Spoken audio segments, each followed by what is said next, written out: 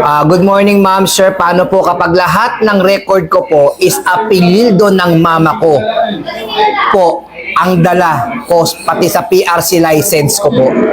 Apelyido ng mama niya, hindi ng tatay niya. Kung ano yung naka-appear, anong ginagamit mo? Dapat, yun din ang ginagamit mo talaga actual sa everyday transaction mo. Kasi kung ano yung nasa PSA mo, dapat coherent yan sa ginagamit mo. Yung sa school mo, dapat pare-pareho yan. Kasi pag iba yung gamit mo na pangalan, iba yung pangalan. Kung parang dalawang pangalan ang ginagamit mo, dapat isa lang. Paano yung, halimbawa, syempre, kung saan apelyido ng nanay niyang ginagamit niya? Dapat, kung apelido ng nanay niya yung ginagamit niya ngayon, dapat lahat ng documents niya, yun yung nagre-reflect. Yun yung nakalagay dun sa birth certificate niya dapat.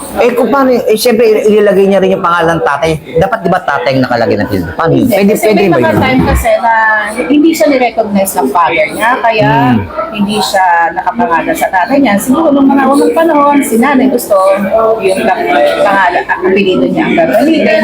So that's it. So dapat consistent siya, isang pangalan. Hindi yung minsan ginagamit mo yung apelido ng tatay mo, minsan hindi. Hindi pwede yung ganun.